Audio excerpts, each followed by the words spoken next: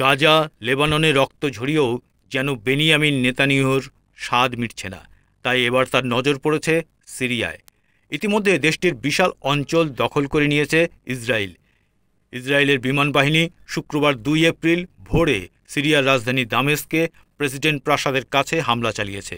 ইসরায়েলের প্রধানমন্ত্রী Benjamin Netanyahu শুক্রবার সকালে এই কথা বলেছেন।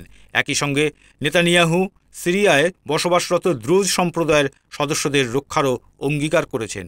এপির প্রতিবেদনে এ তথ্য জানানো হয়েছে। সংখ্যালঘু দ্রুজদের রক্ষার অঙ্গীকারের কথা বলে ইসরায়েল এই নিয়ে পরপর 2 দিন সিরিয়ায় হামলা চালালো। এর আগে গত বুধবার সিরিয়ার রাজধানী দামেস্কের উপকণ্ঠে ইসরায়েল হামলা চালায়।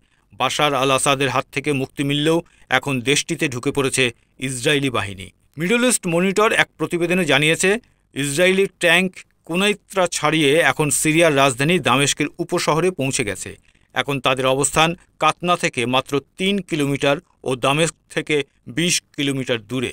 স্থানীয় সূত্র জানিয়েছে, আরনা, হিনহু ও আল হুসেইনিয়াহুর মতো দামেস্কের দক্ষিণাঞ্চলীয় বেশ কয়েকটি শহরতলি দখল করে নিয়েছে ইসরায়েলি বাহিনী। গত ডিসেম্বরে সিরিয়ায় বিদ্রোহী গোষ্ঠী হায়াত তাহরির আল শামসের যোদ্ধাবাহিনী রাজধানী দামেস্ক দখল এবং প্রেসিডেন্ট বাশার আল আসাদ সরকারের পতন ঘটিয়েছিল।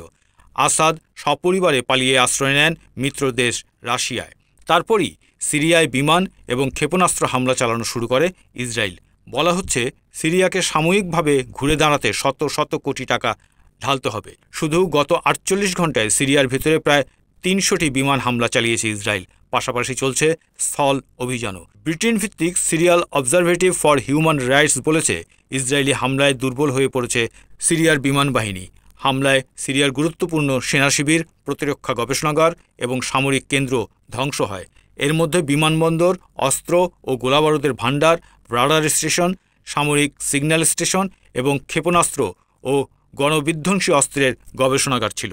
দ্রুজ হল সিরিয়া বসবাসরত একটি ক্ষুদ্র ধর্মীয় গোষ্ঠী। ধর্মবিশ্বাসের দিক থেকে তারা ইসলাম ধর্মের একটি শাখা হিসেবে বিবেচিত, কিন্তু অতীতে আল কায়দা, আইএস সহ বিভিন্ন কট্টরপন্থী ইসলামী সংগঠনের নিশানা হয়েছে দ্রুজ জনগোষ্ঠী। সিরিয়া ছাড়াও লেবানন ও ইসরায়েলে এই ধর্মীয় গোষ্ঠীর লোকদের বসবাস রয়েছে। তবে দ্রুজদের রক্ষার অজুহাত দেওয়া হলেও সামরিক পর্যবেক্ষকদের একাংশের ধারণা, প্রতিবেশী দেশে গৃহযুদ্ধ এবং ক্ষমতার পালাবদলের জেরে অনিশ্চয়তার সুযোগের সদ্ব্যবহার করতে সক্রিয় হয়েছেন নেতানিয়াহু। এইচটিএস বাহিনী যাতে অত্যাধুনিক সামরিক প্রযুক্তি হাতে না পায় তা নিশ্চিত করতেই তেল আবিবের এই তৎপরতা বলে মনে করা হয়েছিল। সেই সঙ্গে সিরিয়ার সর্বোচ্চ শৃঙ্গ মাউন্ট হেরমেন এবং গোলান মালভূমির কিছু অংশও সেই সময় নেতানিয়াহুর বাহিনী দখল করে নেয়। 1974 সালে যুদ্ধবিরতি চুক্তির পর সিরিয়া ও ইসরায়েল সীমান্তে বাফার জোন তৈরি করা হয়েছিল, কিন্তু ডিসেম্বরে সিরিয়ায় ক্ষমতার পালাবদলের পরে একতরফাভাবে সেই বাফার জোন দখল করে নেয় ইসরায়েলি সেনা।